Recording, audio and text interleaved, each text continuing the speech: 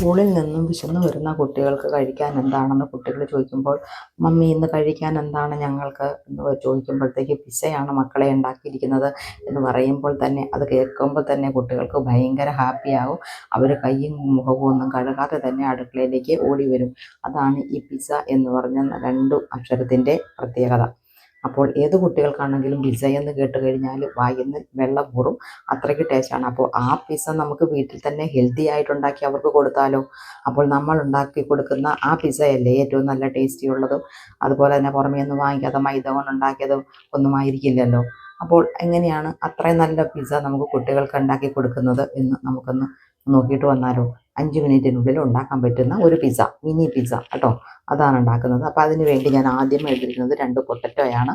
ഇത് കുക്കറിലത്ത് 2-3 വിസിലിട്ട് ഒന്ന് വേവിച്ചുകൊണ്ട് വന്നിട്ടുണ്ട്.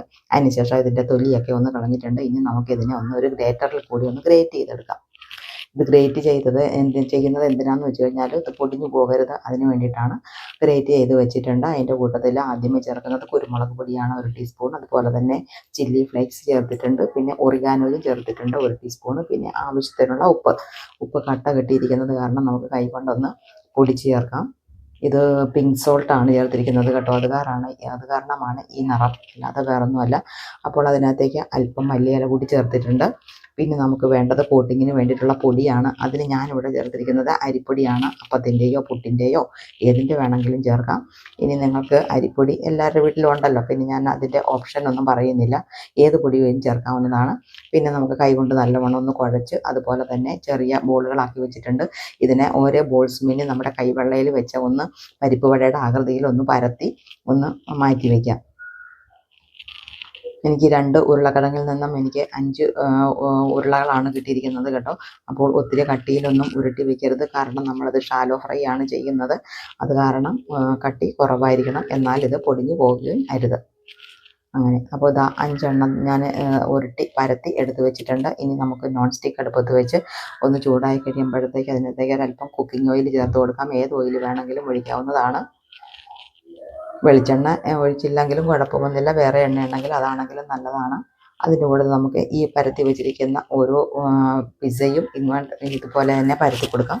എന്നിട്ട് ഇതിനെ ലോ ടു മീഡിയം ഫ്ലെയിമിൽ തിരിച്ചു മറിച്ചു വിട്ട് ഒരല്പം ഗോൾഡൻ ബ്രൗൺ ആകുന്നത് വരെ ഇതിനെ മാറ്റിയെടുക്കാം. അപ്പോൾ ഇതൊക്കെ ഇപ്പോൾ ഈ ഭാഗത്തിന് മൂത്തിട്ടുണ്ട്. ഇനി നമുക്ക് ഇതിനകത്തേക്ക് ചേർക്കേണ്ടത് സോസാണ്. ടൊമാറ്റോ സോസാണ് കേട്ടോ ഞാൻ ചേർത്തിരിക്കുന്നത്. പിസ്സ സോസാണെന്നുണ്ടെങ്കിൽ അതും ചേർത്ത് കൊടുക്കാം. ഇനി അതിൻ്റെ കൂട്ടത്തിൽ നമുക്ക് വേണ്ടത് ഞാൻ പൊടിയായിട്ട് അരിഞ്ഞേക്കുന്ന സവാളയാണ്, അത് ചേർത്ത് കൊടുത്തിട്ടുണ്ട്. ഇനി അതിൻ്റെ മേലിൽ വയ്ക്കുന്നത് ക്യാരറ്റാണ്, അതും പൊടിയായിട്ട് തന്നെ അരിഞ്ഞെടുത്തെന്ന് വെച്ചിട്ടുണ്ട്. അപ്പോൾ പച്ചക്കറികളൊക്കെ നമ്മൾ ആദ്യമേ തന്നെ ഒന്ന് കട്ട് ചെയ്ത് വെക്കണം കേട്ടോ. അപ്പോൾ പിന്നെ എളുപ്പത്തിൽ നമുക്ക് ഉണ്ടാക്കാൻ എളുപ്പമാണ്. അപ്പോൾ ക്യാരറ്റ് ചേർത്തു, അതുപോലെ തന്നെ പൊടിയായി അരിഞ്ഞിരിക്കുന്ന ക്യാപ്സിക്കം ചേർത്തു, ബീൻസ് ചേർക്കാൻ വേണമെങ്കിൽ, അതുപോലെ തന്നെ തക്കാളി, ക്യാബേജ്, ഇത്രയാണ് ഞാൻ ചേർത്തിരിക്കുന്നത്. അപ്പോൾ ഇതൊക്കെ ഒന്ന് ചേർത്ത് കഴിഞ്ഞ് ഇനി നമുക്ക് ചേർക്കുന്നത് ചീസാണ്. ചീസും അതുപോലെ തന്നെ പനീറും കൂടി 2ഉം കൂടി ഒന്ന് മിക്സ് ചെയ്ത് ഞാൻ വെച്ചിട്ടുണ്ട്. അപ്പോൾ അതും കൂടി ഇതിൻ്റെ കൂട്ടത്തിലൊന്ന് ചേർത്ത് കൊടുക്കണം കേട്ടോ. വളരെ ടേസ്റ്റിയായ ഒരു പിസ്സയാണ്. അപ്പോൾ നിങ്ങളൊക്കെ ഓരോരുത്തരുടെ വീട്ടിൽ കുട്ടികൾക്ക് ഇതുണ്ടാക്കി കൊടുക്കണം കേട്ടോ. തീർച്ചയായിട്ടും എൻ്റെ ചാനലിൽ കൂടി ഞാൻ പ്രൊവൈഡ് ചെയ്യുന്നത് മുഴുവനും ഹെൽത്തിയായ ഒരേ കൂട്ടങ്ങളാണ്, ഒരേ സ്നാക്കുകളും അതുപോലെ തന്നെ കറികളും ഒക്കെയാണ് ഞാൻ ഉണ്ടാക്കുന്നത്. അപ്പോൾ അതുകൊണ്ട് ഇതും ഹെൽത്തി തന്നെയാണ്.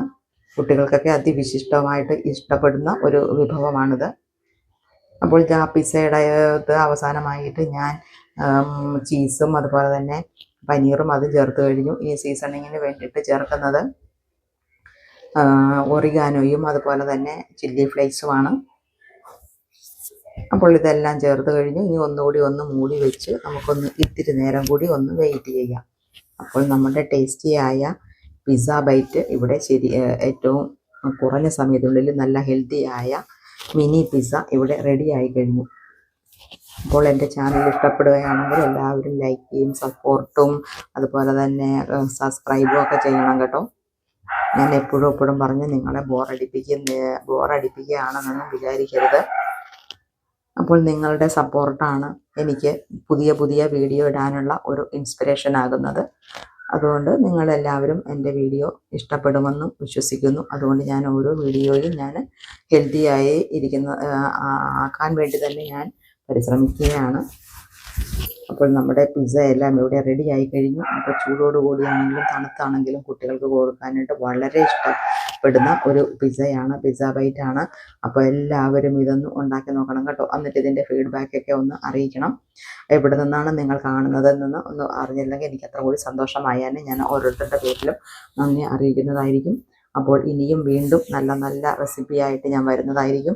അപ്പോൾ എല്ലാവരും എൻ്റെ വീഡിയോ കാണണം, ലൈക്ക് ചെയ്യണം, സപ്പോർട്ട് ചെയ്യണം എന്ന് പറഞ്ഞുകൊണ്ട് ഈ വീഡിയോ ഇവിടെ അവസാനം